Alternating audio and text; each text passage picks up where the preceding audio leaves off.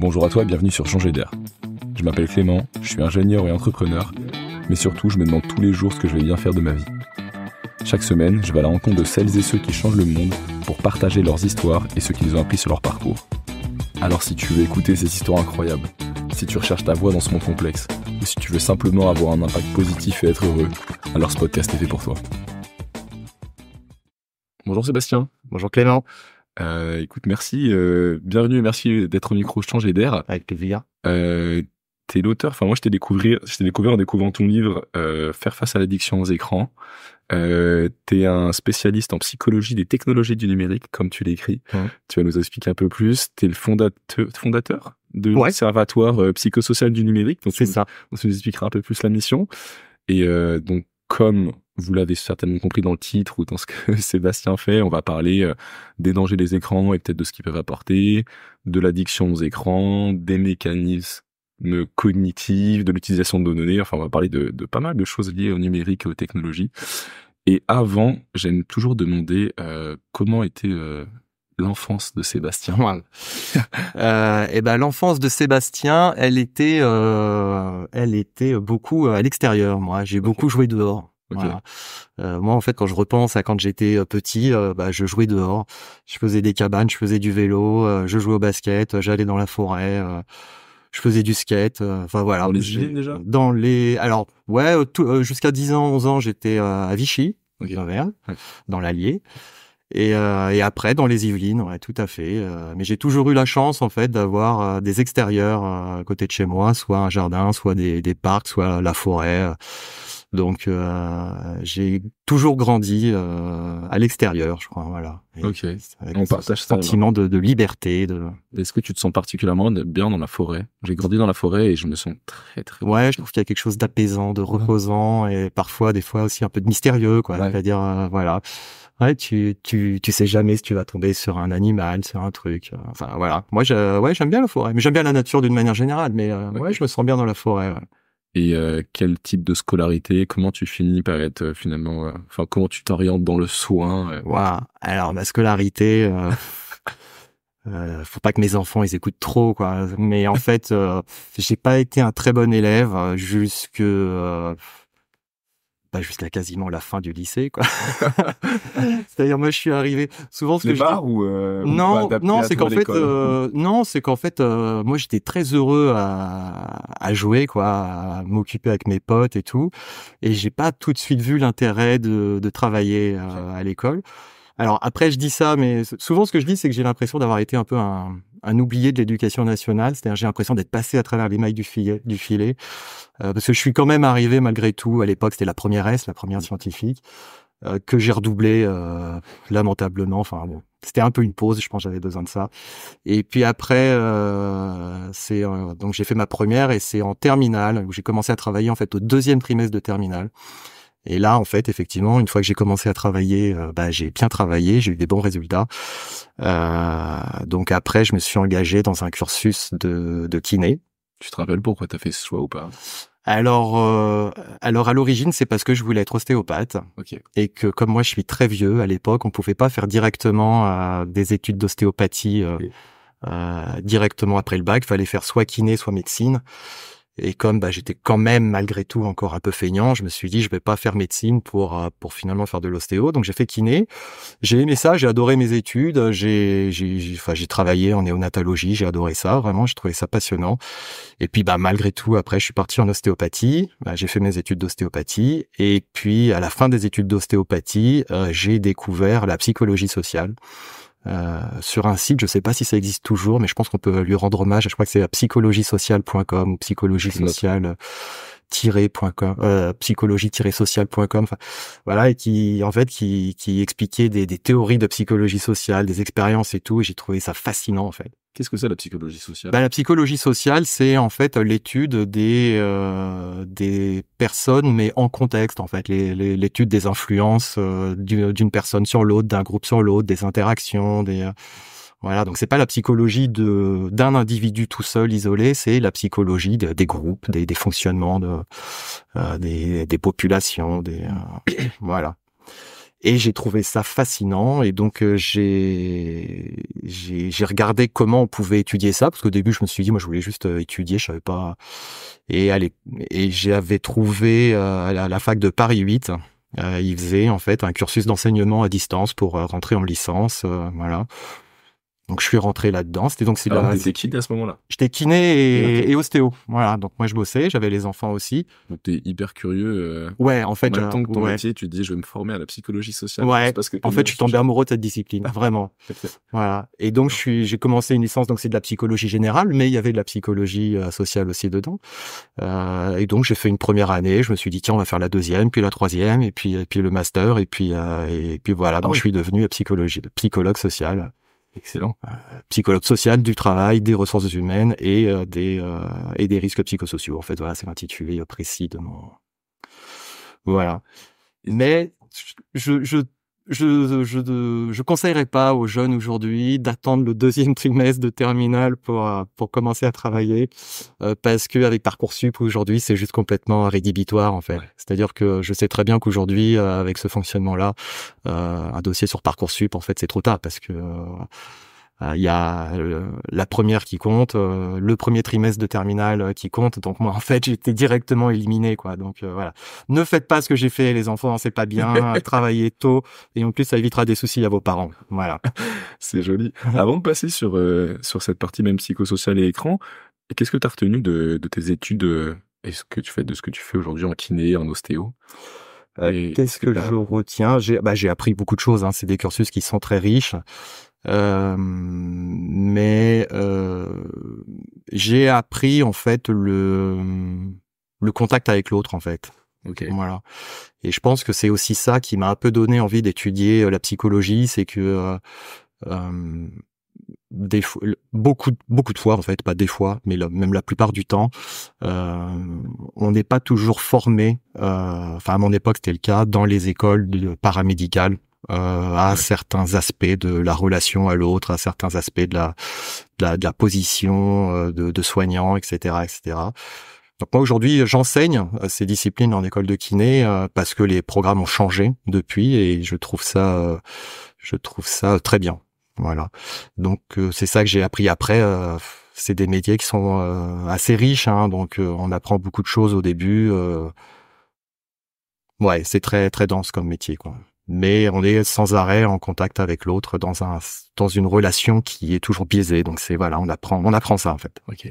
Et qu'est-ce que tu donnerais comme conseil pour prendre soin peut-être de son corps ou de son plus large à un patient ou même à quelqu'un aujourd'hui? On reçoit plein d'informations, plein de conseils. Qu'est-ce qui est juste, qu'est-ce qui est assez sain de faire? Qu'il faut s'écouter. Faut s'écouter. Okay. Ouais. Faut pas écouter les autres qui vont vous dire d'aller à la piscine, qui vont vous dire de manger ci, de boire ça.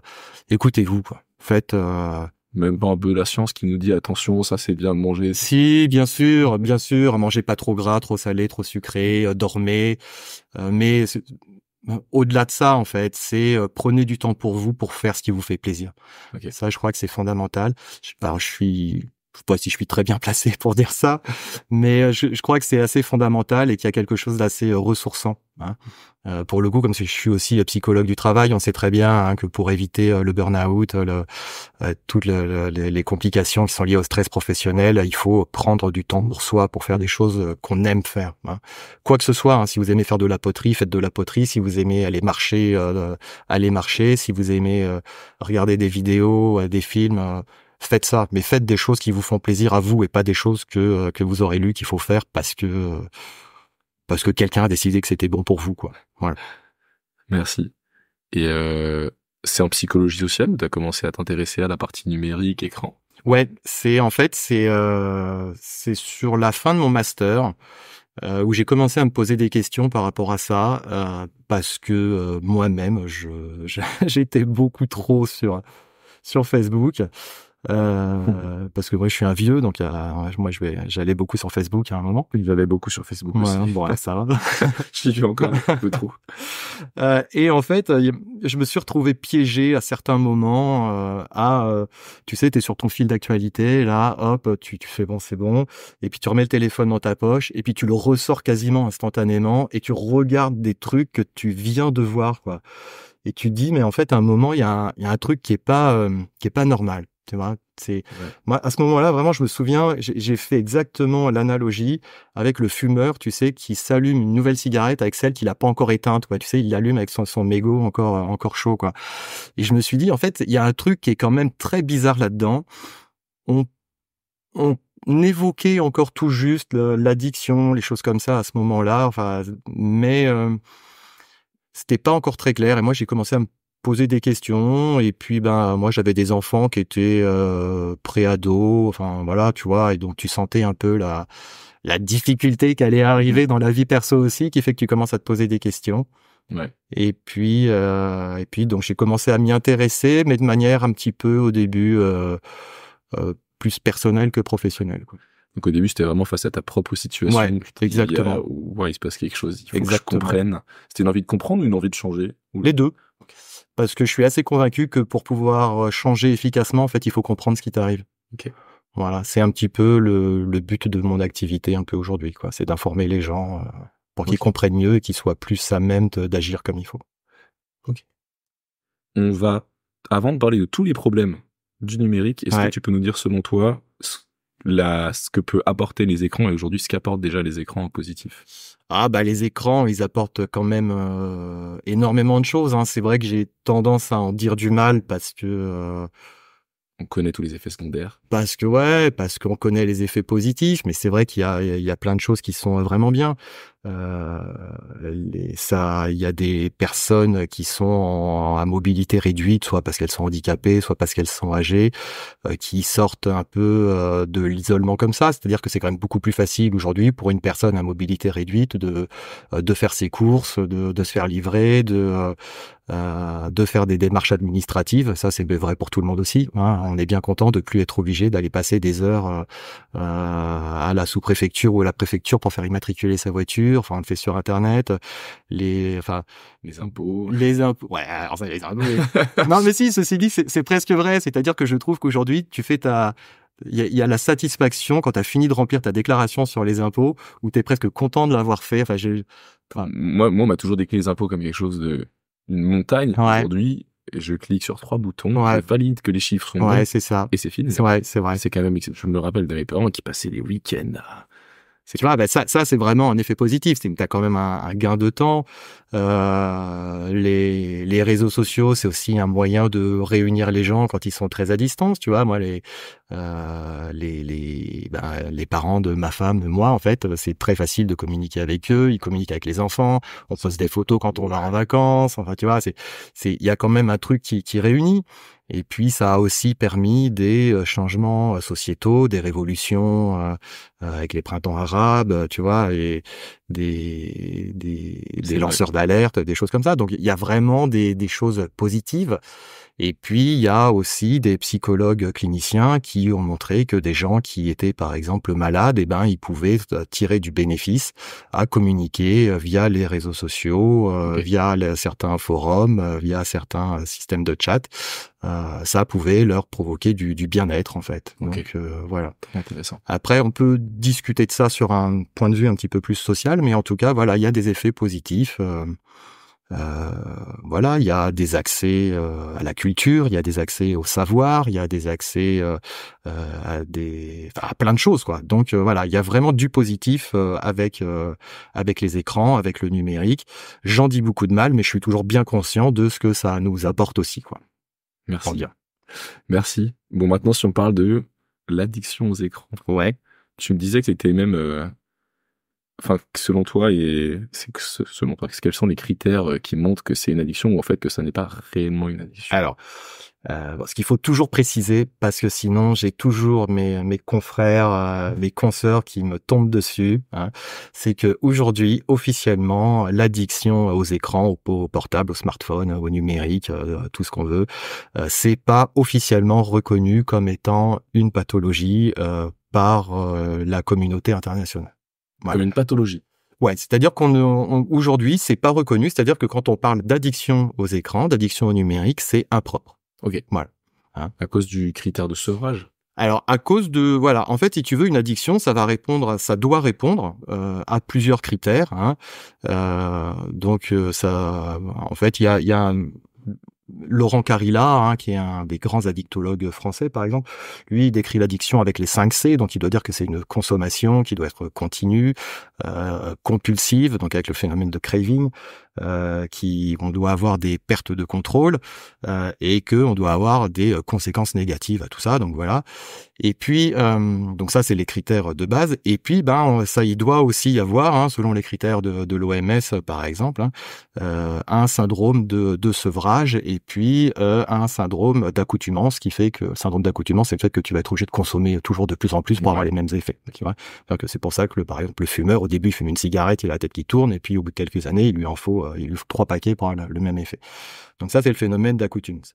Donc voilà, l'addiction, ça doit correspondre en fait à tous ces critères. Il y a des critères sur lesquels aujourd'hui on est assez d'accord en fait, hein. Les éléments ne manquent pas, les éléments scientifiques ne manquent pas. Sur les conséquences négatives, par exemple, hein, ça on en parlera. Mais voilà, il y a des choses comme le syndrome de sevrage, l'accoutumance. Voilà, il y a des petites choses qui sont pas encore complètement validées. Donc c'est pour ça en fait que parler d'addiction en fait aujourd'hui c'est un peu, alors moi je dis prématuré, il y en a qui disent que c'est faux, d'accord. Si on regarde cette même définition, a priori, le sevrage, je sais pas si on peut avoir un sevrage. Le syndrome de sevrage, ce serait par exemple en fait que quand on t'enlève ton téléphone, tu es plus énervé, plus stressé, plus. Alors c'est pas complètement faux, c'est-à-dire que y a le phénomène de nomophobie. Hein. Le phénomène de nomophobie, c'est justement cette phobie d'être privé de ton portable. Donc ça existe, mais est-ce que c'est vraiment de ton portable? Est-ce que tu vois? Donc il y a, ouais. C'est assez compliqué. Donc les scientifiques en fait ont besoin d'avoir encore un petit peu de temps pour démêler le vrai du faux. Ouais. Mais en fait moi, qu'est-ce qu'il y a de vrai alors? Dans cette, Alors, les conséquences négatives, ouais. Hein, c'est-à-dire tous les dangers pour la santé, ça on le sait. Et c'est quoi ces dangers exactement? Waouh. Peut-être si t'as des grands thèmes. Ouais. Alors, parce qu'il y en a beaucoup et en plus là, on a été bien aidé parce que c'était le 30 avril 2024. Il y a tout un ensemble d'experts qui a remis en fait au président de la République un rapport. Donc sur les usages du numérique pour les enfants. Donc ça, on le trouve sur le site de l'Élysée, par exemple. Hein, il est en accès public. Ouais. Je sais plus comment il s'appelle. Je sais que la deuxième partie du titre, c'est À la recherche du temps perdu, comme le livre de Proust. Mais on le trouve très facilement sur le site de l'Élysée. Et puis c'est rendu accessible en fait. C'est-à-dire qu'ils ont fait un rapport qui était accessible dans la lecture et dans le vocabulaire au grand public, donc c'est plutôt pas mal. Et donc eux ont fait en fait une analyse assez fine de la situation actuelle aujourd'hui. Hein. Moi, ce qui me conforte dans l'idée qu'en fait on va arriver un jour à l'appellation d'une addiction, c'est que eux aussi le disent. Hein. C'est-à-dire que quand on a des experts comme ça qui disent que si on continue à utiliser les réseaux sociaux comme on le fait aujourd'hui et si les réseaux sociaux ne changent pas de fonctionnement, c'est-à-dire on ne doute pas, et eux ne doutent pas que on va reconnaître l'addiction dans quelques temps. Alors ça s'appellera addiction, ça s'appellera usage problématique, ça s'appellera trouble du numérique. Voilà. Mais il y aura en tout cas une référence à une connotation de pathologie addictive en tout cas. Et donc eux dans leur rapport ont recensé pas mal de choses. Hein. Alors ils ont recensé des problématiques qui sont liées donc à des troubles physiques, hein, comme l'obésité par exemple. Okay. Hein, c'est-à-dire qu'on va avoir effectivement, comme on est plus sur les portables, en fait on bouge moins. On a un déconditionnement physique. On va avoir des troubles visuels aussi, puisque avec la lumière bleue qui est toxique pour la rétine, ça peut abîmer les yeux. On a des troubles du sommeil. Hein, c'est pour ça qu'on peut déjà conseiller aux gens de pas utiliser leur téléphone portable au moins 1 heure avant d'aller se coucher le soir et de surtout pas l'utiliser dans le noir. Hein, toujours avoir une petite lumière à côté.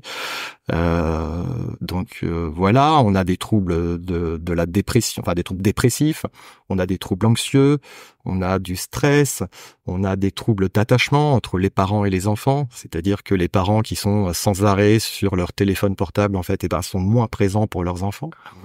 Donc en fait, ce qu'on appelle la technoférence.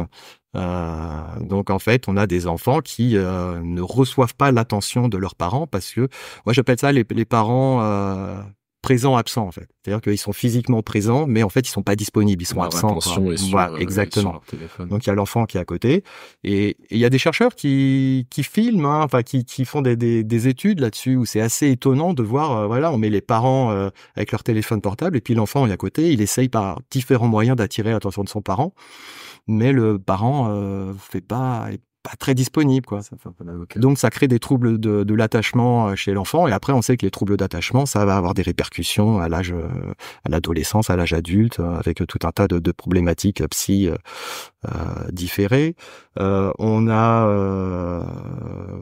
donc tout un tas de signes, des troubles physiques aussi, les accidents de la route, hein, quand on est conducteur ou même quand on est piéton.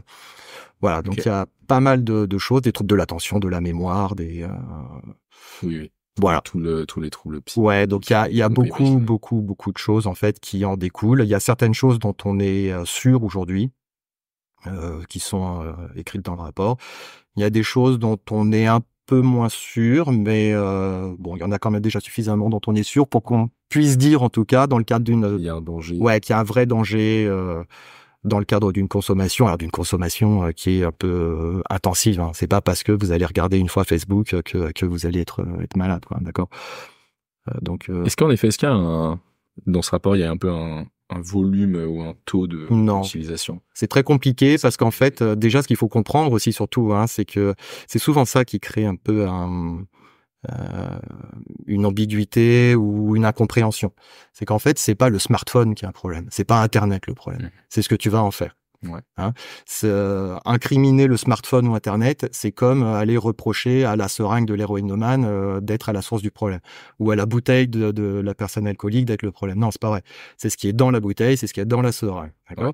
Donc, si tu utilises ton portable en fait pour aller regarder des contenus éducatifs, pour aller regarder des cours du CNRS, pour aller pour aller faire ta déclaration d'impôt, tu ne seras pas accro. Oui. D'accord. Si tu utilises ton ordinateur pour faire des tableurs Excel, tu seras pas accro. Je connais personne qui est accro au tableur Excel. D'accord. Par contre, effectivement, c'est une question de l'usage que tu vas faire de ton téléphone portable, avec des prédispositions aussi psychologiques et cognitives qui vont te rendre plus ou moins vulnérable. C'est ça aussi qui est important de comprendre, c'est que toutes les personnes, on n'est pas du tout égaux. C'est-à-dire que toutes les personnes qui vont aller sur Internet vont pas toutes être accros. Toutes les personnes qui vont aller sur Facebook, Insta, TikTok vont pas être accros. Voilà. Okay. Il y a une forme de vulnérabilité, soit acquise, soit innée, soit une forme de vulnérabilité en tout cas qui va faire que certaines personnes vont devenir accros et pas d'autres. Et ça, on a des petites idées maintenant. On commence à avoir des pistes. Mais on ne sait pas encore complètement, de la même manière qu'on ne sait pas exactement qui sera accro à la cigarette, à l'alcool ou à la coke, quoi. Voilà, okay. Comment, je pense que ça va être un peu lié, mais tu disais ce qui est dangereux, c'est pas la bouteille, c'est ce qu'il y a dedans. Donc nous, ce qui est dangereux, c'est pas le téléphone en soi, mais c'est peut-être les algorithmes, quoi. Exactement. Comment est-ce que on se retrouve à swiper alors qu'on ne veut pas? Comment est-ce que c'est aussi fort? Ouais. Ça, c'est incroyable. C'est vraiment le cœur du problème et le problème derrière ce problème, c'est qu'en fait, on a assez peu d'informations sur ce qui se passe de l'autre côté, quoi, chez les géants. On sait comment ils ont réalisé ces algorithmes, quand même. Alors, à l'origine, avec le recul, parce qu'au début, en fait, ils communiquaient beaucoup plus. Ouais. Mais aujourd'hui, en fait, c'est un peu un trésor de guerre, hein. C'est-à-dire que l'algorithme d'Instagram, vu l'argent que ça rapporte, comme celui de TikTok, comme celui de tous, c'est un peu le secret industriel. Donc, on sait pas forcément trop comment ça marche. On sait des fois quand ils changent l'algorithme. Il y a 3-4 ans, peut-être un petit peu moins, il y a 2-3 ans, Insta a changé son algorithme et ils l'ont rendu beaucoup plus puissant. Ah oui.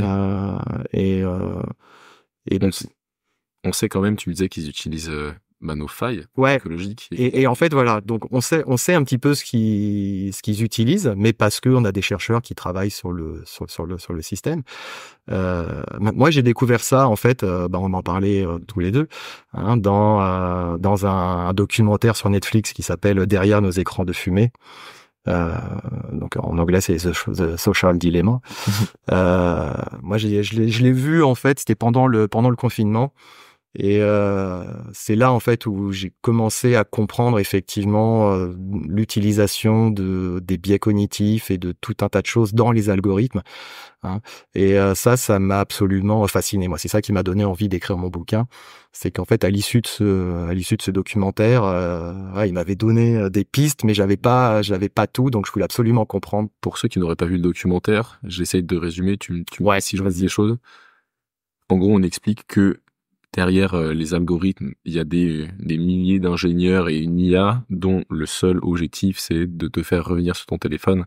Et donc, ils utilisent tous les mécanismes du monde pour que tu aies envie d'y retourner. Et en fait, on est face à une armée qui a ouais, réfléchi depuis des années à comment te faire rester, quoi. exactement, Donc, exactement. Et moi, je me souviens d'un truc, c'était un des créateurs de Pinterest, je crois, ouais. qui est dans ce documentaire, et qui dit, voilà, ce truc-là, en fait, c'est moi qui l'ai inventé, et pourtant, ben, moi aussi, quand je vais sur les réseaux sociaux, je me fais avoir par mes propres C'est trucs. le swipe sans fin. Ouais, c'est ça, le mur qui défile sans fin, quoi. Et on se dit, mais ça, c'est quand même juste hallucinant, en fait. Voilà, tu vois, c'est comme si un magicien, il se faisait prendre à son propre tour. Tu te dis, mais c'est incroyable. Et donc, effectivement, en fait, bah, les réseaux sociaux, internet et tout, hein, bah, je vais rien apprendre à personne, mais il y a pas de substance qui rend accro. Donc en fait, il faut trouver des trucs qui vont donner envie aux gens, hein, ou qui vont faire éprouver le besoin aux gens plutôt, parce que c'est pas toujours de l'envie, mais voilà, ce besoin de revenir sans arrêt sur les réseaux pour être là, pour être présent et pour Mhm. bouffer de la publicité, quoi, parce que c'est quand même l'intérêt du truc, quoi. C'est ça. C'est tout ça. Ouais. Donc en fait, ouais, ils ont mis au point en fait un mécanisme, hein, des stratégies statistiques, mathématiques, qui sont basées en fait sur l'exploitation de nos biais cognitifs. Alors les biais cognitifs, c'est un petit peu des failles dans notre cerveau, c'est des trucs dont on a hérité de l'homme préhistorique, enfin, depuis toujours. Ah, c'est des raisonnements un peu biaisés, rapides. Parce que ce qu'il faut Qui bien était utile à comprendre, l'époque. ouais, qui était utile à l'époque, c'est-à-dire que quand le monde était beaucoup plus simple, effectivement, on voyait qu'il faisait beau, que l'hiver était passé, on se dit tiens, bah, si je sors, voilà, je vais trouver de quoi manger facilement, tu vois. Enfin, voilà, je résume un petit peu, mais voilà le genre de niveau que J'ai vu un trou dans une grotte, la dernière fois il y avait un ours, ce trou il me fait peur et j'y vais voilà. pas. Du coup, hop, si je l'ai fait une fois, c'est que ça doit se reproduire à l'identique à chaque fois. Bon, voilà. Euh, voilà, le monde était plus simple à l'époque, et donc aujourd'hui, en fait, on a gardé ce genre de raisonnement facile euh, parce que moi, ce que je dis toujours à mes étudiants, c'est qu'en fait, 90% du temps, on évolue en pilote automatique, c'est-à-dire il y a trop de choses à gérer, trop d'informations à gérer, donc en fait, on agit par automatisme. Voilà, on réfléchit pas trop. Et bah, parmi ces automatismes, en fait, il y a les biais cognitifs qui sont en fait donc des raisonnements biaisés, faux, c'est des raccourcis qui fonctionnent de temps en temps, en fait, parce que s'ils fonctionnaient pas du tout, s'ils nous causaient préjudice, bah, ils auraient disparu. Mais comme ils fonctionnent encore un petit peu, qui nous permettent d'évoluer plus rapidement dans la société, dans le monde, et ben en fait l'évolution les a gardés, quoi. Voilà. Ouais.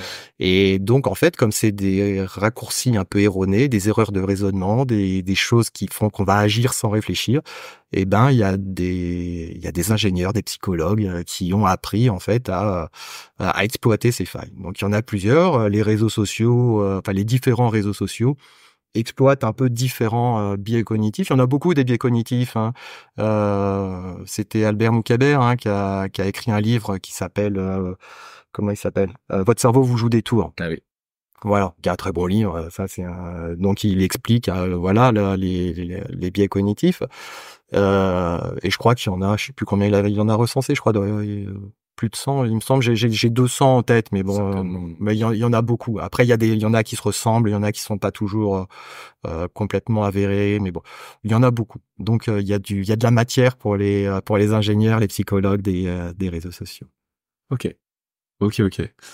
Comment, du coup, comment toi tu fais personnellement pour te libérer de cette addiction, de ces automatismes, de ce mécanisme?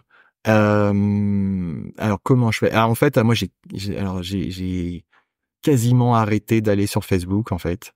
Ouais. Euh, Il y a un stop total. ouais, parce que c'est pas tant, enfin, ce qui me gêne, c'est surtout, on aura l'occasion d'en reparler tout à l'heure, c'est juste en fait l'exploitation des données qui est faite, et ça c'est un vrai problème pour moi. Euh, donc en fait, et puis je trouve en plus que, alors après ça c'est mon avis personnel, hein, voilà. Je trouve que aujourd'hui quand tu vas sur Facebook, moi j'ai un truc en fait que j'ai choisi de voir, tu vois, une information d'un groupe ou d'un ami, un truc comme ça qui m'intéresse, et j'ai 5 ou 6 pages, enfin posts sponsorisés ou de la pub machin, et en fait franchement, vraiment, hein, c'est vraiment véridique, sur Facebook, je crois que je dois avoir 15% des choses qui m'intéressent vraiment, quoi. Le reste, en fait, c'est de la pub. Donc, en plus, ça n'a pas été très, très dur d'arrêter Facebook, là. J'ai arrêté d'y aller il y a quelques mois. Et ben, on se rend compte que finalement, on vit assez bien sans. On vit assez bien sans. Aujourd'hui, le seul sur lequel je continue à aller, c'est LinkedIn, parce que j'entretiens justement la page de l'Observatoire psychosocial du numérique, là, sur lequel je mets des infos, je partage. Et puis, je me sens moins traqué, alors peut-être à tort, mais je me sens moins traqué sur LinkedIn que sur d'autres. Voilà. Okay. Et puis, il y a des informations professionnelles sur LinkedIn que j'ai pas ailleurs aussi. Donc, voilà. Donc, comment est-ce que je fais? Bah, en fait, ouais, j'y vais plus. Moins. Tout simplement. Ouais. Et le fait de savoir aussi.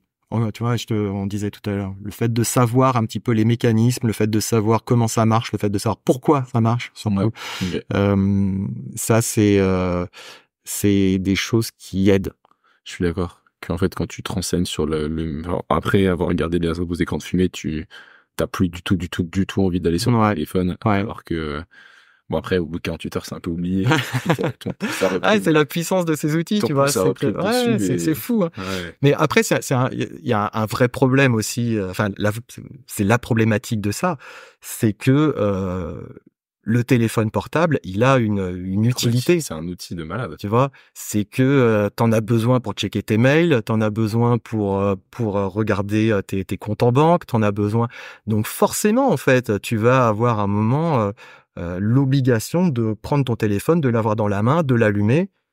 Et puis, tu te fais, tiens, puisque je suis là, presque par habitude, des fois, en fait, t'ouvres ton truc, hop, t'ouvres l'appli du réseau social, ou alors t'as une notif qui est arrivée, tu la regardes, tu l'ouvres, et puis tu y retournes, quoi. Et puis tu dis, je regarde juste ça, t'étais censé juste regarder la notif, et puis en fait, tu te rends compte, putain, ça fait 15 minutes que je suis là, je vais rater mon bus, ou j'ai oublié d'aller chercher les enfants à l'école. Voilà, ça, c'est plus embêtant. Ouais, c'est plus embêtant. Moi, ça m'est jamais arrivé, mais ouais, ça peut arriver. Voilà, donc ça c'est un vrai problème, parce qu'effectivement, forcément à un moment, tu vas avoir besoin d'aller sur ton téléphone portable. Alors que le drogué, lui, il a pas besoin, tu vois, il a pas besoin d'aller s'acheter un paquet de cigarettes. Tu vois, c'est. Je vois très bien. Il peut éviter la confrontation avec l'objet de l'addiction, ce qui est beaucoup plus compliqué en fait avec les problématiques qui sont liées au numérique. Et on en parlait, je sais pas si c'est toi qui me disais ça, mais poser son téléphone dans une autre pièce ou même aller se balader sans son téléphone, du coup ça fait qu'en effet, moi personnellement, si je me balade sans mon téléphone, je peux contacter personne, j'ai plus ma carte, j'ai plus donc parler de paiement, mais en fait, c'est dur, mais ça marche bien. Et puis ça libère d'un poids, quoi. Tu dis, je vais poser mon téléphone pendant 15 minutes et je pars sans. C'est ça. Voilà, quel bonheur. C'est ça. Et puis, alors souvent, il y a les gens disent, et puis c'est un peu ce qu'on appelle la dissonance cognitive, c'est-à-dire qu'ils vont chercher à trouver des raisons à leur geste. Donc ils vont dire, non, mais moi je veux pas sortir, on sait jamais s'il arrive quelque chose, etc. On peut sortir 10-15 minutes sans son téléphone, il va pas se passer grand chose d'urgent, enfin la probabilité est assez faible. Ouais, mais c'est dur, hein, de s'enlever cette urgence de la tête, de se dire, est-ce que je peux vraiment éteindre mon téléphone pendant 1 heure, ça, je vais pas louper quelque chose. C'est professionnellement, personnellement, Alors après, professionnellement, il faut voir que, alors sauf dans la journée, mais on a possibilité, il y a le droit à la déconnexion qui existe, hein, ça, et c'est important de le dire aussi. On n'est pas censé être joignable 24 heures sur 24 par son employeur, hein. Donc ça, c'est une première chose. Mais c'est vrai qu'il faut s'entraîner.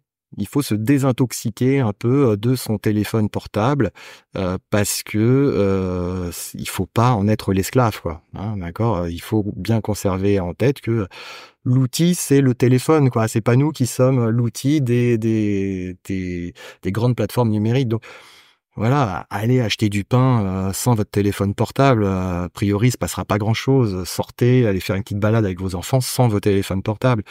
Voilà, il se passera pas grand-chose et vraiment, ça vous fera du bien. Et si ça vous fait pas du bien, que vous êtes vraiment hyper anxieux, hein, vraiment que vous n'arrivez pas à le faire, et ben c'est peut-être un signe effectivement d'une addiction, quoi. Hein. Et si c'est le cas, et ben après vous êtes vraiment dans cette difficulté, et ben on peut en parler à un médecin, un psychologue. On peut aller voir un addictologue, parce que même si c'est pas reconnu aujourd'hui comme pathologie, les centres d'addictologie ils prennent en charge ça. Hein. D'accord. Il y a cette situation un peu paradoxale là, c'est-à-dire où c'est pas reconnu comme une pathologie, mais à chaque fois qu'on ouvre un bouquin d'addictologie récent, à chaque fois qu'il y a un nouveau bouquin d'addictologie qui est publié, il y a toute une partie sur la cyberaddiction, quelque chose comme ça. Donc voilà, si vous avez des difficultés, faut surtout pas hésiter. Ne regardez pas des vidéos YouTube ou machin pour vous expliquer comment vous séparer de votre portable. Allez voir un professionnel, un médecin, un psychologue, un addictologue, voilà, qui va vous aider, parce que ça peut devenir très très compliqué et avoir des conséquences sur vous et votre entourage. Et avant d'aller voir un addictologue, si tu n'en es pas à ce niveau-là, tu as des conseils concrets pour... Moi, je passe 2 heures par jour sur mon téléphone. Pour celui qui dit j'ai envie, j'ai du mal à m'arrêter. Ouais. Comment t'as dit désintoxiquez-vous, mais qu'est-ce que tu prônes, enfin qu'est-ce que tu conseilles vraiment concrètement? Alors concrètement, il y a des petites choses assez simples. Hein. Bon la première chose effectivement, c'est d'essayer de sortir comme ça de temps en temps, ouais. Hein, des moments détox, détox. Alors, bon, j'aime pas vraiment ce terme-là, mais bon, comme ça, les gens comprennent en fait. Hein. C'est soit on sort dehors, soit il y a des petites applis qui existent, hein, qui permettent en fait. Il y a une appli qui s'appelle Forest en fait. Okay. Alors il y a l'appli de base en fait, elle est gratuite cette appli.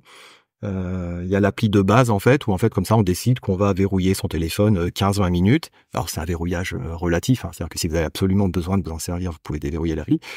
Et donc voilà. Et puis je crois qu'il y a une version payante en fait, où si vous arrivez à votre objectif d'abstinence numérique, et ben je crois qu'en fait il y a des arbres qui sont plantés pour lutter contre la déforestation. Je crois, hein, je suis pas complètement sûr de ça, à vérifier. Mais par contre l'appli Forest en fait vous permet, voilà, vous dites bah voilà, moi je vais me passer de mon téléphone pendant un quart d'heure, 20 minutes, 1 heure, vous programmez le temps et puis en fait sur votre écran là vous voyez des arbres pousser, voilà, donc c'est plutôt sympa. Donc il y a des petites applis comme ça qui existent, qui est en plus un peu paradoxal, hein, c'est-à-dire qu'on a besoin d'applis pour nous priver du numérique. Et pour témoigner, j'avais pas Forest, mais ça s'appelait Freedom, et moi ça marchait, ça marchait très bien. Ouais. En fait, c'était sur mon ordinateur quand je travaillais. Parfois, j'ouvrais une onglet, j'appuie sur L et ça ouvrait LinkedIn. Donc je passais 10 minutes et donc moi c'était pareil, il l'enlevait complètement, il disait interdiction d'aller sur LinkedIn, you are free from this website.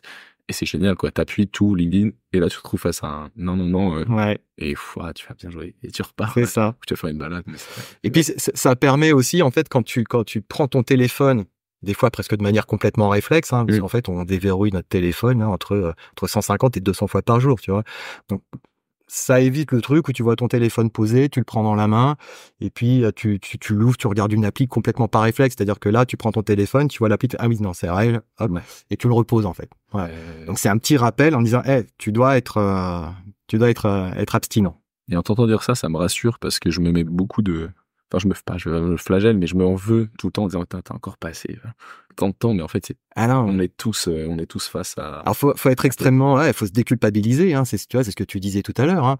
C'est ce qu'ils disent dans le documentaire, c'est que derrière ton téléphone, tu as des armées d'ingénieurs, de psychologues, de neuroscientifiques qui mettent tout en œuvre pour que tu deviennes accro et que tu passes de plus en plus de temps, hein. Donc voilà, et ils font tout pour exploiter tes biais cognitifs. Ça va solliciter aussi la dopamine, hein, qui est l'hormone qui est impliquée dans le circuit de la récompense. Donc il y a tout ce système de conditionnement en fait, hein, où ton téléphone va t'appeler. Ouais. C'est-à-dire que tu as des notifications, des sonneries, des rappels de choses qui vont te rappeler d'utiliser ton téléphone portable. Hein, c'est comme si dans un paquet de cigarettes, le paquet de cigarettes, il était équipé d'une petite sonnerie pour rappeler aux fumeurs d'aller fumer une cigarette. Ou, tu vois, c'est ça qui est extrêmement compliqué. Donc, ce qu'on peut dire aussi pour essayer de se sevrer aux gens, c'est d'enlever le maximum de notifications. Ouais. Voilà. Il y a rien d'important a priori qui va se passer sur Snap, sur Insta, sur TikTok, d'accord? Enlevez les notifications Snap, TikTok. Voilà. Déjà, vous allez voir, votre téléphone va beaucoup moins sonner. Vous allez être beaucoup moins esclave de ça. Décidez que c'est vous qui allez voir ce qui se passe sur les réseaux sociaux et pas les réseaux sociaux qui vous appellent pour vous dire que potentiellement il y a un truc super intéressant qui n'est probablement pas aussi intéressant que ça finalement.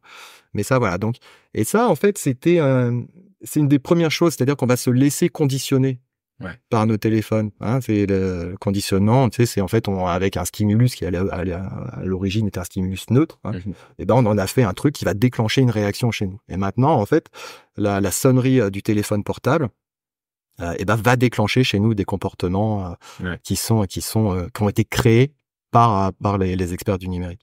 Et il y a un truc qui est assez fascinant d'ailleurs, c'est qu'en fait aujourd'hui la sonnerie de son propre téléphone portable, elle est stockée dans le cerveau dans une toute petite partie en fait qui est celle qui stocke les stimulus familiers comme son prénom. Wow. Hein.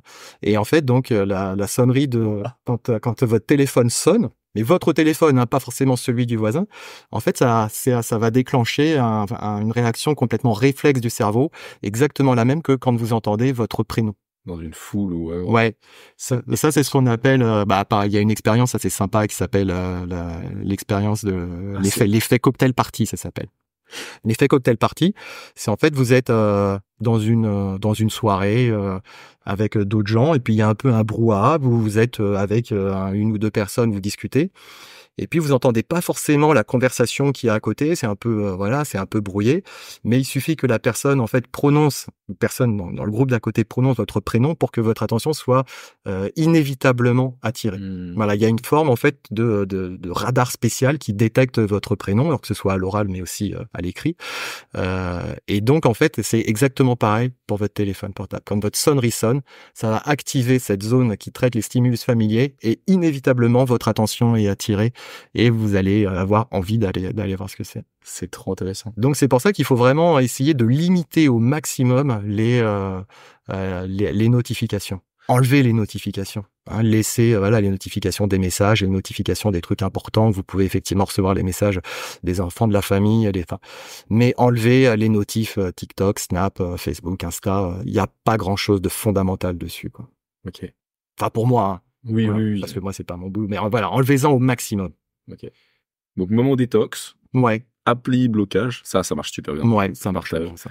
Notification uniquement sur là où c'est indispensable. Ouais.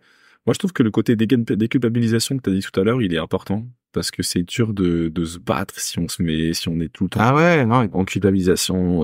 En fait, se dire bon, si je réduis, c'est cool. Si je réduis pas, au moins j'aurais fait l'effort et j'aurais pris conscience de. Et ça peut mettre du temps. Voilà. Alors ça va mettre un petit peu de temps, mais voilà, faut prendre un petit peu de recul par rapport à ça. Ouais. C'est pareil. Faut pas aller hurler sur ses enfants, sur ses ados parce qu'ils y passent un temps fou. Voilà, c'est pareil, ils sont piégés. Ou sur sa copine. Ou sur son copain. Voilà. Ça, ils sont. Ouais, mais c'est encore pire chez les ados en fait, parce que les ados en fait, ils ont un cerveau qui est pas complètement mature, qui fait qu'en fait toute la partie qui va produire de la dopamine, la motivation, tout ça, toute cette partie, elle est mature très tôt, alors que la partie qui va gérer le contrôle. Hein, l'inhibition, en fait, elle va devenir mature beaucoup plus tard.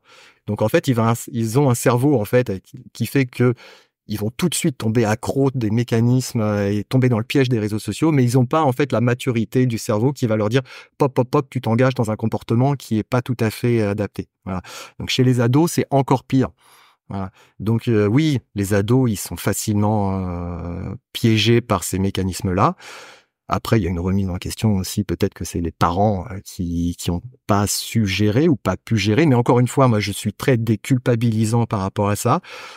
Pour plusieurs raisons. La première, c'est que moi, j'ai complètement raté l'éducation numérique de mes enfants. Okay. Alors ouais, mais je me décharge un petit peu en disant ouais, mais moi, mes enfants, ils sont arrivés quasiment en même temps que les réseaux sociaux. Donc bon, on savait pas trop, on s'est fait piéger. Ouais, ok. C'est un peu un truc. C'est vrai.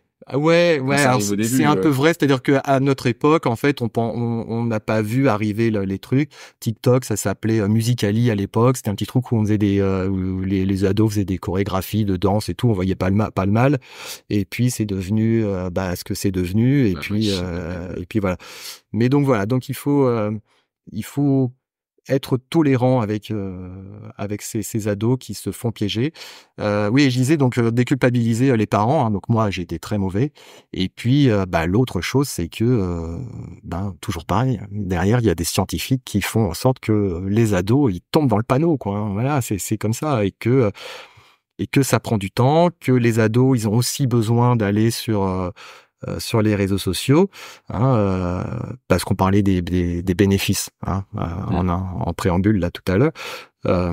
Pour les ados, c'est important d'être en lien avec sa communauté. Tu veux couper bah ouais, l'adolescence, en fait, c'est vraiment le moment clé dans la vie où tu te sépares de tes parents pour aller, en fait, vers ta communauté, vers tes amis. Tu te sépares de ses parents, c'est normal.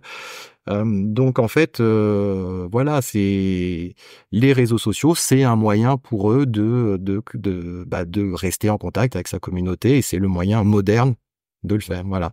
Après, on est d'accord, on n'est pas d'accord, mais n'empêche qu'aujourd'hui, en fait, c'est compliqué. Okay. Et il y a une étude d'ailleurs, hein, qui montre. Tu me dis, hein, si je cite trop d'études. Non, au contraire. Okay. Moi, personnellement. Ouais, parce que là, en ce moment, en fait, tu sais, on parle beaucoup de l'interdiction du portable dans les collèges, des trucs comme ça. Et il y a quelque chose, il y a une étude, donc moi qui m'intéresse beaucoup, en fait, et qui montre que si dans une société très connectée, donc comme les nôtres, d'accord, où en fait tout le monde a son portable et où les ados ont un portable très tôt, si tu prives un ado d'accès à Internet, si tu prives de smartphone, en fait il va avoir un mal-être qui va être plus important que si tu lui laisses un téléphone portable. Parce qu'en fait, il aura pas les mêmes rêves que ses copains, que ses copines, il sera un petit peu déconnecté, il va pas pouvoir parler de la même façon, il va peut-être être un petit peu ostracisé. Et donc, en fait, priver un ado d'un téléphone portable aujourd'hui, c'est pire. Je te parle en France, hein, tu vois, dans une école où tous les gamins ont un téléphone portable, c'est pire que de lui laisser un téléphone portable. Voilà. Donc voilà, donc ça c'est un truc important. Est-ce que c'est une bonne idée de priver son enfant de téléphone portable? Faire à grande échelle Ou alors faut le faire vraiment. C'est pour ça qu'en fait cette idée d'interdire le téléphone portable dans tout le collège, pourquoi pas? Après il y a d'autres discussions qui font que l'éducation nationale n'a pas forcément les moyens de fournir des ordinateurs, des moyens d'accès à tout le monde. Donc c'est dur de faire une éducation du numérique à des gens à des ados, à des élèves sur des ordinateurs en panne ou des ordinateurs qu'on 15 ou 20 ans, alors que tous les ados aujourd'hui ont un téléphone portable sur eux. Enfin voilà, donc ça pose d'autres problèmes, mais en tout cas interdire, c'est plus complexe que simplement interdire tout. Voilà, mais en tout cas interdire le téléphone à tous les élèves d'un collège, ça peut avoir du sens. Okay. Voilà. Interdire juste à son ado l'accès au numérique complètement, alors que tous les autres ont accès à Internet, Snapchat, YouTube et tout, c'est souvent peut-être contre-productif. Ouais. Voilà. En tout cas, du point de vue de l'état de santé, l'état de bien-être. C'est très compliqué, en fait. C'est fou. Enfin. C'est très compliqué parce que, en fait, à chaque fois qu'on se dit, ah, ça y est, on a trouvé une solution, en fait, on se rend compte que finalement, c'est beaucoup plus compliqué que ça. C'est pour ça que ça prend du temps de reconnaître l'addiction. Ouais. Ok. Tu peux me parler un peu enfin, tu sais, toi qui m'avais cité la captologie. Ouais. Qui était une discipline dont j'ignorais l'existence. Ouais. C'était très bien aux États-Unis. C'est ça. En fait, c'est ça le truc, c'est que en fait, nous en France, on n'est pas très fort là-dessus. La captologie, c'est une discipline qui est née aux États-Unis et qui est très connue là-bas, qui est enseignée dans les universités, etc., etc. Et en fait, c'est un peu la science de comment on va capter l'attention des gens. Voilà. Tout ce qu'on va faire pour réussir à ce que les gens restent le plus longtemps possible ou rendre les gens un peu captifs d'un contenu numérique ou même pas forcément numérique, mais c'est très utilisé sur le numérique. Donc les couleurs qu'on va utiliser, là où on va mettre les boutons, les clics, les liens, les machins, les photos pour rendre le site ou le réseau social un peu captivant, quoi. Donc t'as une discipline en fait totale utilisée pour. Ouais, c'est ça. Donc c'est limite un peu trop facile, quoi. Tu fais de la captologie. Et en fait c'est vrai que nous en plus on est hyper à la bourre là-dessus, on communique pas du tout dessus. Et encore une fois, moi, comme je suis persuadé que si les gens étaient au courant, en fait, ils se feraient moins avoir. Je trouve ça, je trouve que c'est dommage qu'on n'en parle pas. Et c'est assez difficile, en fait, en plus d'avoir des véritables infos dessus. Alors, en fait, ça regroupe tellement de disciplines chez nous que c'est très compliqué vraiment d'avoir un aperçu assez exhaustif de ce qui est enseigné là-bas, à moins d'y aller, de suivre les cours. Mais tu vois, nous, en fait, en France, pour le coup, on est un peu complètement largué là-dessus. Okay. C'est dommage. Ok. La captologie, ouais. Et la captologie, du coup, elle marche encore mieux quand en face de toi, t'as un algorithme ou un système qui a un parfait jumeau numérique de toi.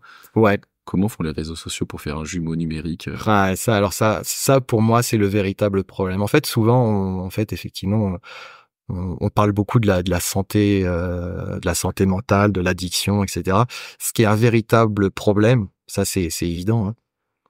Hein. Mais je pense que le problème de la collecte de données dans le numérique, c'est probablement un véritable scandale en fait. Okay. Je pense que c'est la cause d'un petit peu la création de tous ces algorithmes, de tous ces problèmes, c'est que il faut faire de l'argent derrière. Ouais. Et un des moyens de gagner de l'argent, c'est de collecter des données pour les revendre en fait, hein, ou pour faire de la pub derrière. Et donc en fait, comment ils font Eh ben en fait, ils collectent des données sur nous à chaque fois qu'on va sur Internet, à chaque fois qu'on allume son portable, à chaque fois qu'on va sur un réseau social. Eh ben on collecte de la donnée. Tout le monde en fait aujourd'hui en France.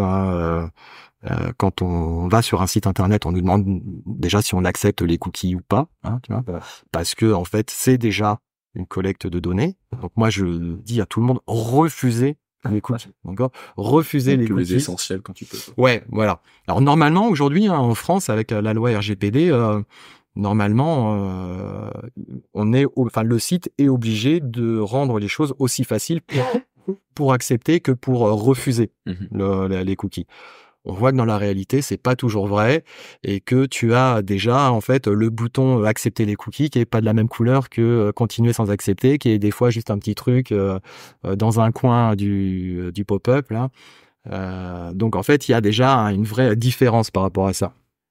C'est du nudge, ça s'appelle en fait. Hein, c'est les gens qui font du commerce, du marketing, souvent ils connaissent ça aussi.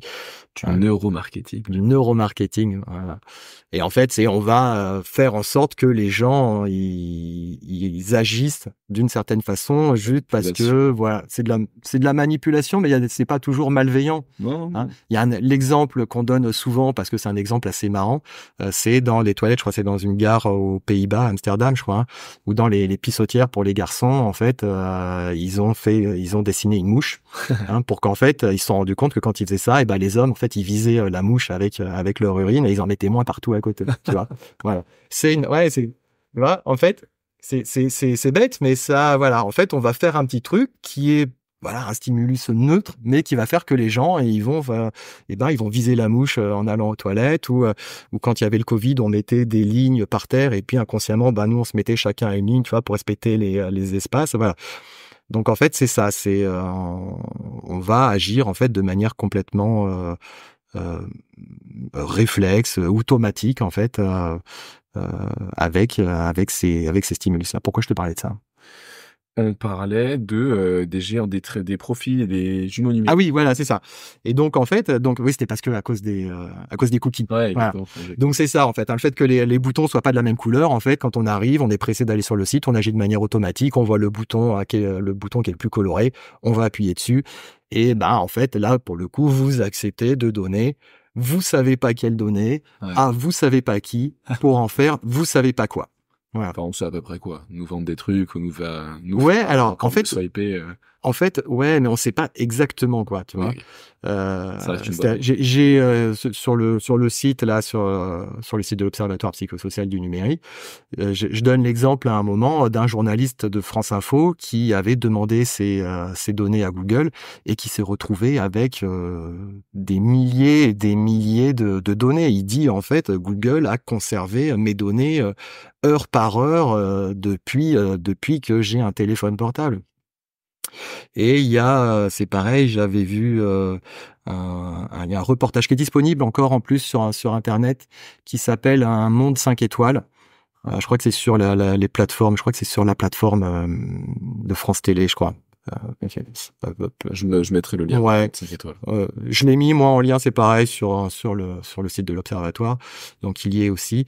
Et en fait c'est pareil, il y a une journaliste américaine qui a demandé ces données à une société de collecte de données et qui s'est retrouvée en fait avec des données sur elle qui lui rappelaient que le 14 août 2014, elle avait acheté 2 filets de poulet à tel magasin. Enfin voilà. Ouais. Donc en fait c'est cette collecte de données qui est inquiétante. Parce qu'on ne sait pas exactement ceux qui sont capables de faire avec ça. Tu vois, il y a des choses assez bêtes, mais tu vois, moi quand j'étais étudiant en kinésithérapie, donc c'était à la fin du siècle dernier, c'est il y a longtemps, on nous disait que toutes les théories de morphopsychologie c'était n'importe quoi, que ça n'existait pas, qu'il n'y avait pas de lien entre la forme de ton crâne et tes compétences, etc. Ou voilà.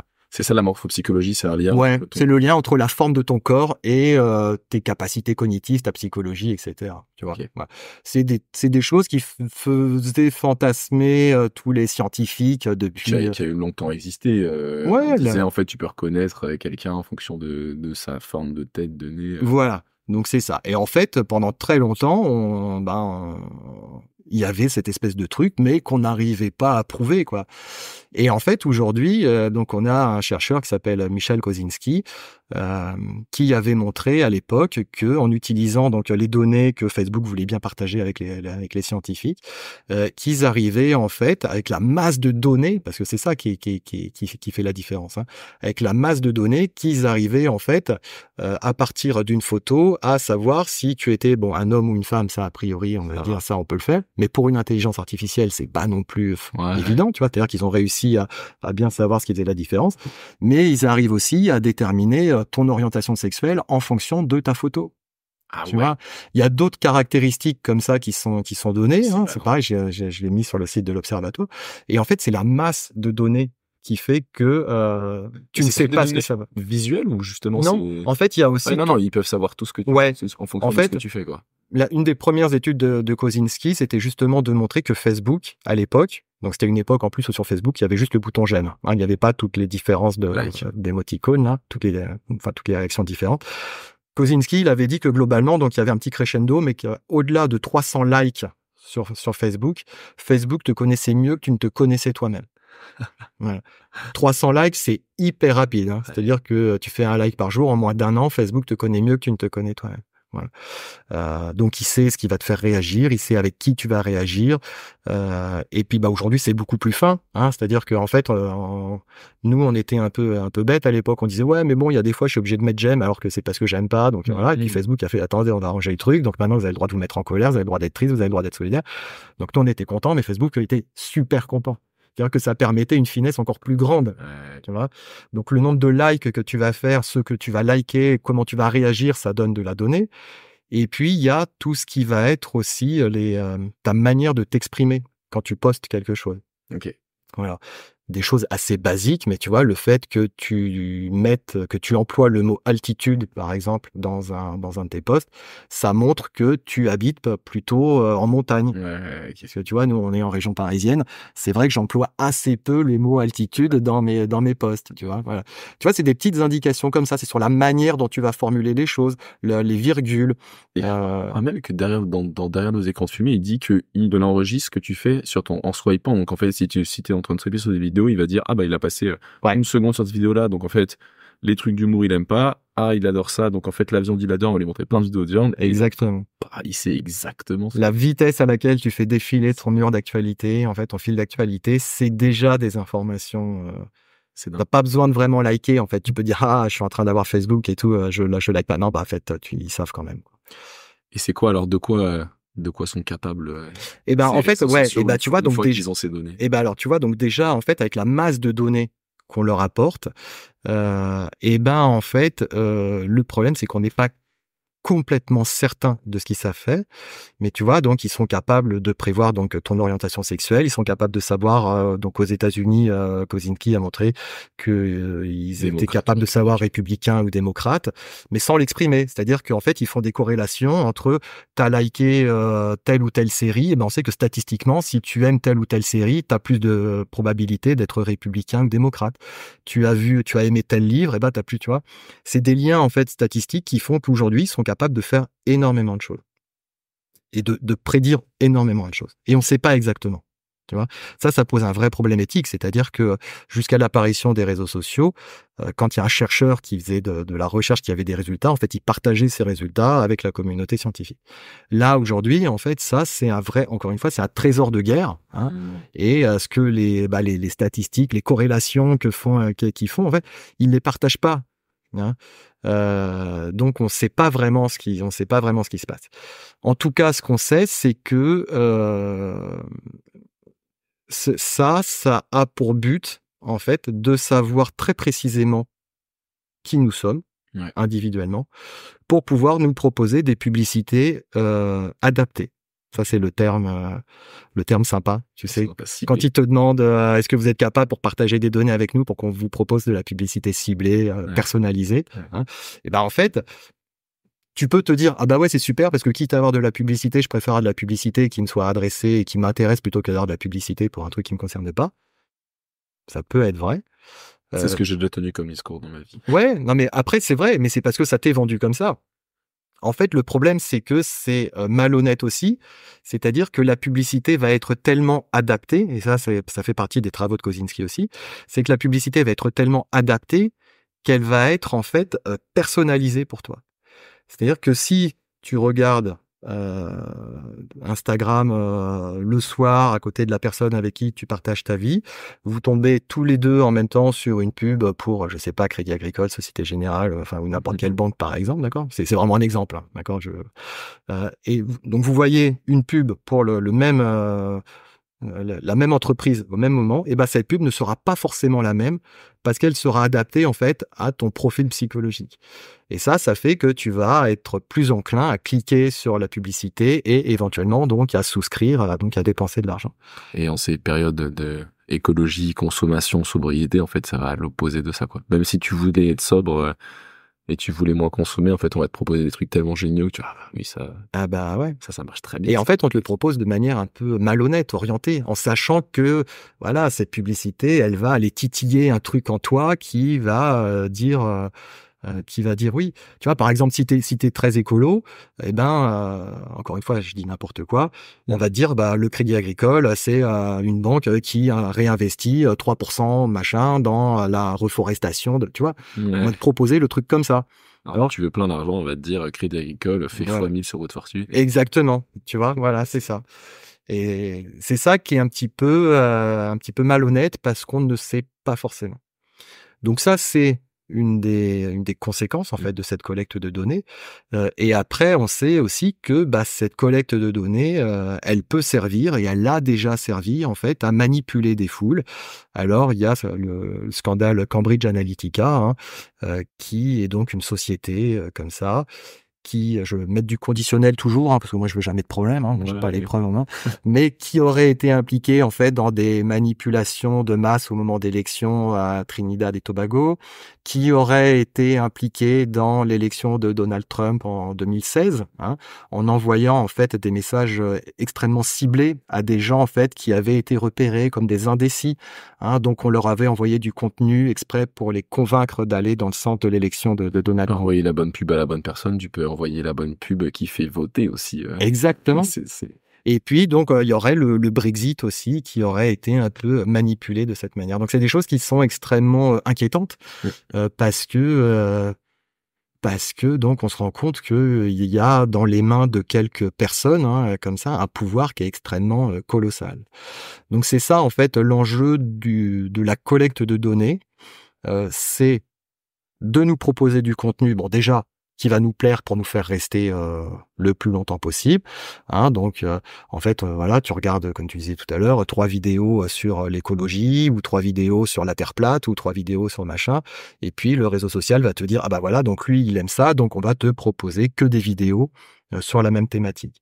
Hein, ça va mettre en jeu, en fait, un biais qu'on connaît beaucoup maintenant, hein, qu'on connaît bien, qui s'appelle le biais de confirmation, hein, Okay, ouais. où en fait le cerveau a horreur de la contradiction, a horreur d'être mis en défaut, hein, et donc en fait, si on te propose des choses avec lesquelles t'es pas d'accord, eh ben tu risques de vouloir aller voir ailleurs. Hein, c'est le biais d'exposition sélective, hein, où tu vas choisir que des choses avec lesquelles tu es déjà d'accord. Donc en fait, voilà, si Facebook, si YouTube, si TikTok a remarqué qu'en fait, des fois, sans que tu le saches, hein, mais par corrélation, voilà, il a remarqué que tu regardais telle ou telle série, que tu suivais telle ou telle personne. Il va dire, tiens, lui, il doit pouvoir facilement croire que la Terre est plate. On va lui balancer des contenus dessus et tu deviens, en fait, et tu te laisses engager dans le truc. Et on va te proposer que des trucs, que des vidéos, en fait, qui vont dans le sens que la Terre est plate. Alors que normalement, si tu lisais une information correcte, tu aurais des arguments pour et des arguments contre, et après, tu ferais toi-même ta croyance. C'est dingue. Donc en fait, ce numérique, on passera peut-être à la partie solution ou espoir après, mais ça a un impact, cette addiction face au téléphone, ces écrans. Ne reprenons non pas tout, mais ça a un impact mental et physique Ouais. négatif. Ça, quelques points positifs quand même. Positif, c'est pour ça qu'on y retourne. Ouais. Ça, grâce à la collecte de données, ça permet de construire des profils psychologiques et des jumeaux quasiment qui te connaissent toi-même. Et grâce à ça, on va t'envoyer des publicités ciblées, donc on va te faire acheter des choses dont t'en as potentiellement pas besoin, mais en plus on peut te manipuler. En fait, on peut te manipuler à faire à peu près ce qu'ils veulent, à acheter, à avoir une nouvelle opinion, à faire des choses. Voilà. Alors, c'est jamais du 100%. C'est jamais du 100%. D'accord. C'est-à-dire que dans les expériences de Kosinski, bon, encore une fois, c'était des expériences. Je crois que ces études, elles datent d'une dizaine d'années maintenant, à une époque où Facebook avait une finesse un peu moins importante. Donc, je sais pas comment, pour le coup, les pourcentages de Kosinski évolueraient, mais je crois qu'en fait, quand il présentait une pub lambda à la personne, il y avait 20% de clics, et quand il proposait la publicité améliorée, en fait, on passait de 40 à 50% de clics. On multipliait par 2, voire par 3, mais on va jamais sur du 100% non plus. D'accord? Mais il faut savoir que ça existe, c'est-à-dire qu'il faut avoir, en fait, un raisonnement actif quand on est sur les réseaux sociaux. Et c'est ce qu'on n'a plus, en fait. Hein, c'est-à-dire que justement, le but du réseau social, c'est de t'hypnotiser un petit peu, que tu vides complètement que tu sois plus du tout attentif. Et là, on te nourrit de trucs sur lesquels tu vas liker de manière complètement réflexe. Et qu'est-ce qu'il y a comme solution alors pour le futur de notre civilisation, pour ne pas sombrer dans cette manipulation de quelques géants du numérique? Alors, moi je te le disais, moi je suis assez pessimiste en fait. Alors non, je pense que quelque chose qui peut faire du bien, bon, c'est déjà de limiter le nombre de réseaux sociaux sur lesquels on va. Voilà. C'est-à-dire que aller tous les jours sur TikTok, sur Insta, sur Snap, sur Facebook, sur BeReal, voilà. En fait, à un moment, ça n'a plus d'intérêt, ça n'a plus de. C'est complètement irrationnel, quoi. Ouais. Tu vois, et que tu passes un temps fou là-dessus, alors que tu passes à côté de ta vie finalement, parce que c'est un peu ça l'enjeu aussi. Donc voilà, limité, tu gardes 1 ou 2 réseaux sociaux importants, ceux que tu préfères, mais ça sert à rien d'y aller. Moi, je parlais des solutions limites à point de vue sociétal. Ouais, alors point de vue sociétal, moi je pense que Est-ce qu'en fait on voit des choses aussi arriver déjà? Alors, je pense que quelque chose qui va être intéressant, ça va être la manière dont les jeunes parents ou les parents qui vont avoir des enfants donc la nouvelle génération de parents, soient assez vigilants et soient assez avertis des risques. Tu vois, je disais tout à l'heure en rigolant que moi, mes enfants, ils sont nés en même temps que Facebook et tout ça, donc on n'a pas été prévenus et on a balancé toute une génération de gamins comme ça sur les réseaux sociaux sans trop de prévention. Mais voilà, je pense que cette génération de parents doivent être vraiment informés des risques, de la manière dont on accompagne des enfants. Hein. C'est-à-dire que les parents en fait se rendent bien compte que ils vont pas envoyer, enfin mettre une voiture enfin donner une voiture à leurs enfants sans leur apprendre à conduire, quoi. Tu vois, c'est exactement pareil pour le numérique. Voilà, c'est-à-dire que les parents doivent accompagner les enfants, et qu'on sait d'ailleurs que quand il y a eu un accompagnement des parents avec les enfants au moment de l'adolescence pour l'éducation numérique, et ben on a beaucoup moins de cas d'addiction après à 25 et 30 ans chez les jeunes adultes. Donc ça c'est assez fondamental, et que les parents donc éduquent, hein, en écoutant des podcasts comme le tien, voilà, connaissent les risques, sachent ce qui se passe pour vraiment bien éduquer. Et je pense que ça va être un petit peu la base de tout. Et je veux pas mettre la pression sur les jeunes parents ou les futurs parents, mais je crois que si ça rate, en fait, après, je pense que ce sera trop tard. C'est-à-dire qu'on est un peu à un moment, un point charnière, un point pivot, et que si on rate le truc, je pense que ça va être compliqué. On va être des générations entières à se passer la patate chaude, enfin pas la patate chaude, mais à être dans une relation malsaine aux écrans, on a dit. Ouais, et que après ça va être compliqué. C'est-à-dire que je trouve que là en ce moment on parle beaucoup justement de ça, et je trouve ça très bien. Voilà, je trouve que là, ce milieu d'année 2024, on parle beaucoup des problématiques du numérique en France, à l'étranger, pour tout un tas de raisons. Mais je trouve ça très bien qu'on en parle et qu'on éduque les gens. Après, on le disait tout à l'heure, il y a tous les neuroscientifiques, les psychologues, les machins, qui de toute façon rendent les choses addictives. Et en France et en Europe d'une manière générale, on a quand même la chance en fait d'avoir, alors surtout au niveau européen, mais un gouvernement européen qui est en fait à la pointe de la régulation du numérique. C'est-à-dire ils font ce qu'ils peuvent. Ils font des lois qui sont assez contraignantes, hein, c'est-à-dire que il y a régulièrement Google, Twitter, etc., enfin X maintenant, qui payent des grosses amendes parce qu'ils respectent pas les réglementations. Mais en tout cas, ces réglementations existent et elles ont tendance à nous protéger. Hein. Ouais. La réglementation RGPD, par exemple, hein, c'est une loi qui vise à protéger, à nous laisser le choix dans la collecte de données. Hein. Avant cette loi, en fait, on collectait tes données, tu le savais même pas, et en fait, les gens gagnaient de l'argent sur tes données, ils en faisaient on sait pas quoi, et tu le savais pas. Aujourd'hui, en fait, on te dit, voilà, est-ce que vous acceptez qu'on collecte nos données? Donc, aujourd'hui, on le sait. On est un peu protégé en Europe, et je pense qu'en fait, ce sera, je pense que une des solutions viendra de là, d'une régulation, alors très contraignante, je sais pas, d'une interdiction. On parle des fois d'une interdiction. Je sais pas si ça a un sens. Je sais pas si c'est possible. Mais je vois moi ces deux issues, quoi. C'est-à-dire que à la fois l'éducation des gens et des jeunes parents pour éduquer la future génération à une utilisation raisonnée du numérique, parce que nous on est foutus en fait, on est cuit. Alors, il faut éduquer les jeunes, les enfants, les ados d'aujourd'hui à utiliser ces outils de manière raisonnée, à leur expliquer les biais, les tenants, les aboutissants. Et après donc il faut une régulation politique, je pense, de ça.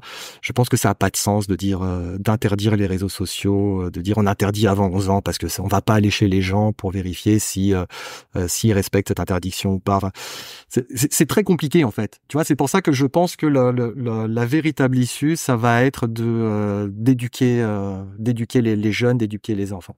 Le niveau politique, c'est très bien, ça va peut-être contraindre les réseaux sociaux, les restreindre un petit peu, mais je ne vois pas comment en fait on pourrait interdire les réseaux sociaux de manière efficace, quoi. On n'est pas en Chine, heureusement, donc ça me paraît compliqué.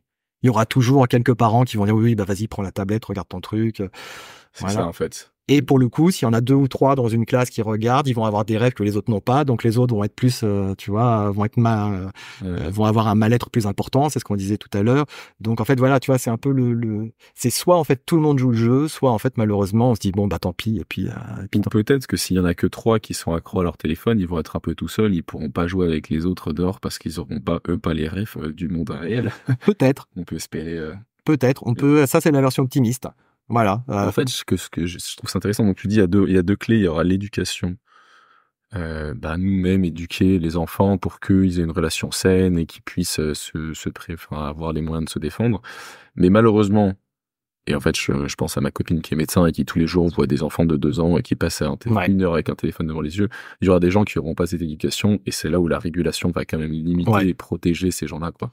Pour qu'ils puissent demain se défendre. Voilà.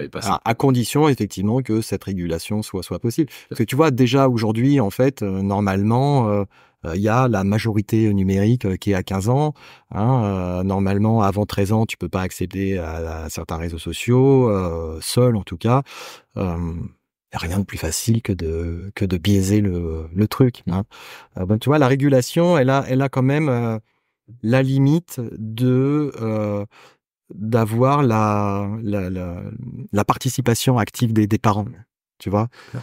Et après, moi, j'ai été parent, je sais bien que des fois, c'est quand même pratique. Alors, c'est pas bien, faut pas faire ça, mais c'est quand même pratique t'as pas le temps, t'es débordé, t'es machin. Oui, bah c'est ça. Tu prends YouTube, tu regardes une vidéo. Oui, tu fais ton truc. Voilà. Donc c'est très compliqué. Il faut une régulation. Après, est-ce que effectivement, on va faire une reconnaissance biométrique ou biofaciale de la personne qui est en train de se connecter sur le réseau social, qui t'a donné encore plus d'informations finalement. Ouais. Enfin, tu vois, c'est un peu voilà. C'est une clé, peut-être. Peut-être qu'on va. Les géants du numérique prendront leur rôle éthique à cœur et ça paraît moins probable en le disant. Non, mais je me dis demain, si je fais pas ton Google, mais tu diras bon, on va pas limiter notre business model parce que de toute façon on veut gagner de l'argent. Ouais. Et, j'ai des générations de petits enfants derrière moi. Comment est-ce que je fais pour les... Alors j'y crois assez peu en fait. Aussi en parlant. Tu vois, ouais. Non. Dans un monde parfait, ce serait ça, mais quand tu vois qu'en fait déjà Elon Musk il s'est retiré de Californie. Ouais, alors non, c'est en fait en Europe, il y a justement en fait une charte de bonne conduite pour les réseaux sociaux, tu vois, sur la lutte contre la fausse information, et que en fait un des premiers trucs qu'il a fait en arrivant à la tête de Twitter, c'est il s'est retiré de cette charte. Donc tu vois, ça repose aussi sur une volonté des réseaux sociaux. Et puis après, c'est pareil, il y a ce qu'ils disent et ce qu'ils font derrière. On a très très peu de visibilité sur ce qui se fait derrière. Donc ouais, c'est compliqué. J'aimerais être optimiste. Éduquons-nous et... Ouais. Éduquons-nous. Je pense que c'est de toute façon moi la seule chose à mon niveau que je peux faire avec des gens et des podcasts comme toi, c'est très bien. Voilà, mais je pense que c'est un vrai danger pour nous, pour nos sociétés, pour nos enfants. Après, c'est une évolution. Enfin, c'est une évolution. Ces modifications qu'on perçoit, est-ce que finalement, c'est pas une évolution de l'être humain? C'est-à-dire que si on regarde des études... On projette à 200 ans. Ouais, tu vois, mais même pas à 200 ans. C'est-à-dire qu'on voit que l'utilisation des réseaux sociaux, il y a des études qui montrent que la mémoire a tendance à diminuer un petit peu. Est-ce qu'aujourd'hui, ça a encore un sens d'avoir de la mémoire? T'as ton téléphone, t'as Google sur toi. Enfin, si tu veux savoir qui était le roi après Louis XIV, enfin, je dis n'importe quoi, bah, t'as pas besoin d'avoir de la mémoire, t'as ton téléphone. Donc, est-ce que finalement, c'est pas une évolution qu'il faut laisser faire? Voilà. Moi, je dis pas que c'est pas bien d'avoir de la mémoire, d'accord? Voilà. Mais je dis que c'est une réflexion aussi, une évolution. Est-ce que toute évolution est négative? Je sais pas. En tout cas, bon, moi, ça me paraît. Je trouve que il y a un danger. Il y a un vrai danger. Là où tu as raison, c'est que de toute façon tout n'est que changement.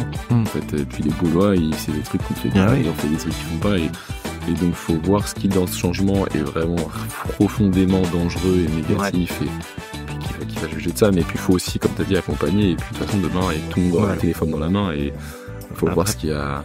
Après, il y a quand même aussi, voilà, je dis pas qu'il faut laisser les portables à tout le monde en disant bon, c'est pas grave, il aura plus de mémoire, mais il aura son téléphone. Il y a quand même, on a évoqué des dangers tout à l'heure. J'ai pas parlé des dangers qui sont liés aussi aux troubles alimentaires, notamment chez la jeune fille, les suicides, les dépressions et trucs comme ça. Donc c'est pas, je suis pas en train de dire que tant pis, on laisse faire. Non, il y a du danger à court terme pour les gens d'aujourd'hui. Ouais. Bon, merci beaucoup, Sébastien. Il y a pas de quoi, avec plaisir. Ouais. Merci à toi d'avoir écouté l'épisode jusqu'au bout. J'espère du fond du cœur que tu es plein d'énergie, que tu as le sourire et que tu repars avec des réponses et inspiré par notre invité. Bon, j'écoute aussi des podcasts et je sais qu'on a la flemme de le faire, mais ça prend vraiment moins d'1 minute. Alors si tu peux liker et t'abonner à Changer d'air, merci beaucoup. Ça lui donnera de la force et de la visibilité. D'ailleurs, si tu as des retours, des questions ou des idées, n'hésite vraiment pas à me les remettre en commentaire ou à me les envoyer par mail. L'adresse est dans la description. À la semaine prochaine!